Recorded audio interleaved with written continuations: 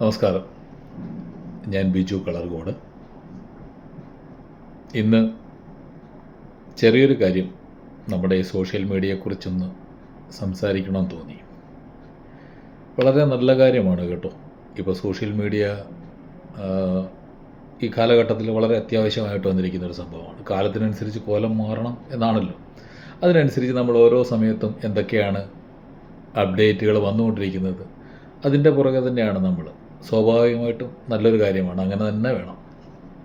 പക്ഷേ ഇതിൻ്റെ തെറ്റായ വശങ്ങൾ, എന്തുകൊണ്ടാണ് മനുഷ്യൻ കൂടുതൽ ആ തെറ്റായ വശങ്ങളിലോട്ട് പോകുന്നത് എന്നുള്ളതാണ് ഇന്നത്തെ കാലത്ത് നമ്മൾ വളരെ ചിന്തിക്കേണ്ട ഒരു കാര്യം. കാരണം വേറൊന്നുമല്ല, ഇപ്പോൾ നമ്മൾ പല വീഡിയോസും റീച്ച് കിട്ടാനായിക്കോട്ടെ എന്തുമായിക്കോട്ടെ പല വീഡിയോസുകളും കാണാറുണ്ട്. ചില വീഡിയോസിൻ്റെ ക്യാപ്ഷനെ കൊടുത്തിരിക്കുന്ന കണ്ടു കഴിഞ്ഞാൽ നമ്മൾ അറിയാതെ പോയത് ഒന്ന് കണ്ടുപോകുമ്പോൾ എന്താ സംഭവം? ക്യാപ്ഷൻ മാത്രമേ ഉള്ളൂ, വേറെ വലിയ കാര്യങ്ങളൊന്നും ഇല്ല. ആ രീതിയിലുള്ള വീഡിയോകളാണ്.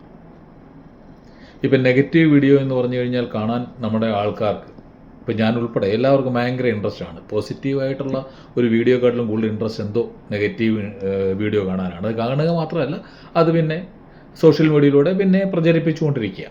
ആ ഒരു കാലഘട്ടമാണിത്.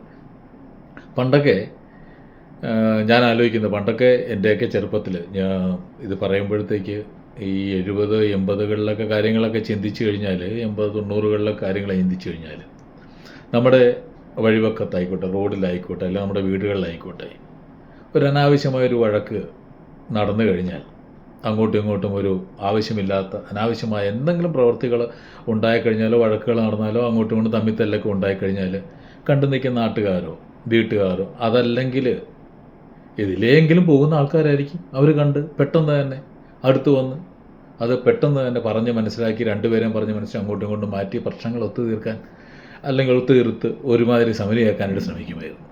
പക്ഷേ ഇന്നതല്ല.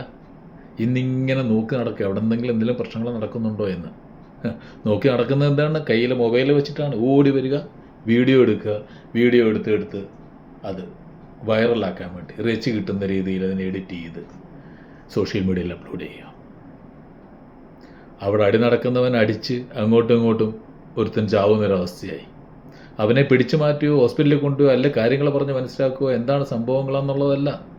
അത് ചിലപ്പോൾ നമ്മുടെ ഒരു ഭർത്താവ് ഭാര്യയെ അടിക്കുന്നതായിക്കോട്ടെ, ഭാര്യ ഭർത്താവിനെ അടിക്കുന്നതായിക്കോട്ടെ, അയൽവക്കത്തുള്ളവർ തമ്മിലുള്ള സൗഹൃദങ്ങൾ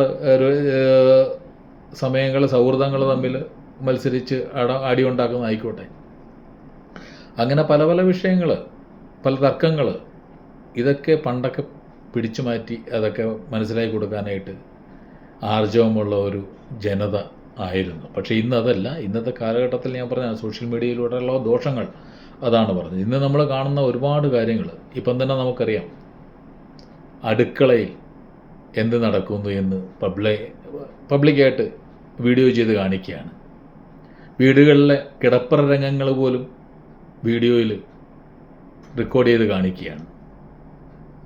കുട്ടികൾ, അച്ഛനും അമ്മയും കൂടെ കുട്ടികളെ ഓരോ സ്ക്രിപ്റ്റ് തയ്യാറാക്കി കുട്ടികളെ പറഞ്ഞ് പഠിപ്പിച്ചിട്ട് അതുപോലെ പറയിപ്പിച്ചിട്ട് വീഡിയോ ചെയ്യുകയാണ്.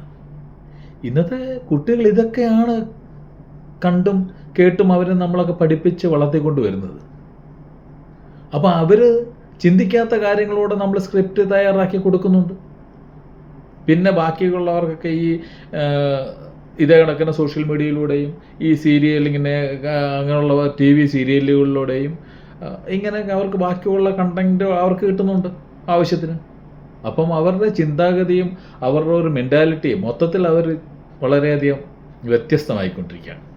അവർ വ്യത്യസ്ത സ്വഭാവക്കാരായി മാറിക്കൊണ്ടിരിക്കുകയാണ്. അതിൻ്റെ ഒരു കാര്യം കൂടെ ഉണ്ട്. നമ്മൾ തന്നെയാണ് ആ തെറ്റുകാർ കേട്ടോ. നമ്മളാണിതെല്ലാം വളം വെച്ച് കൊടുക്കുന്നത്, നമ്മളാണിത് പഠിപ്പിച്ചു കൊടുക്കുന്നത്. പണ്ട് നമ്മളുടെ അച്ഛൻ അമ്മമാർ, അമ്മാവന്മാർ, ചിറ്റപ്പന്മാർ, വല്യച്ഛന്മാർ, അപ്പൂപ്പന്മാർ നമ്മളെ പഠിപ്പിക്കാത്ത ഒരു കാര്യം അതായിരുന്നു.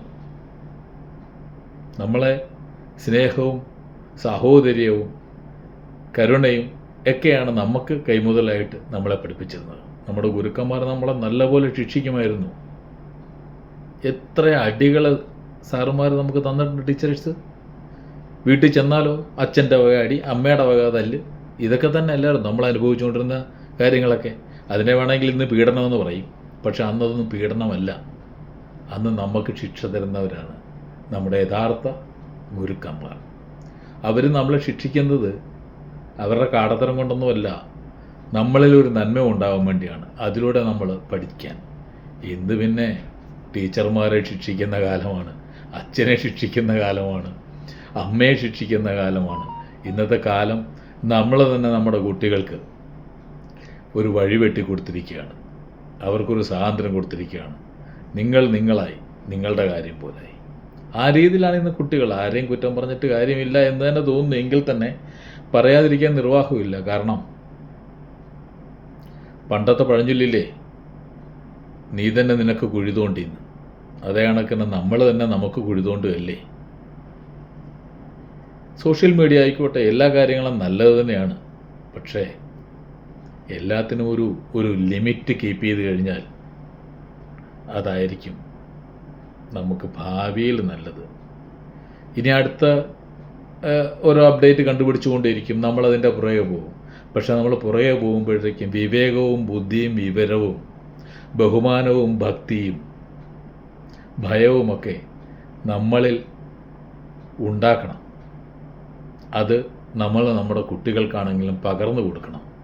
അവരിൽ തീർച്ചയായിട്ടും ഇതൊക്കെ ഉണ്ടായെങ്കിൽ മാത്രമേ അവർക്ക് ഇനിയുള്ള ഭാവിയിൽ, അവരുടെ ഭാവിയിൽ അവർക്ക് നല്ലൊരു മനുഷ്യനാവാൻ സാധിക്കുകയുള്ളൂ.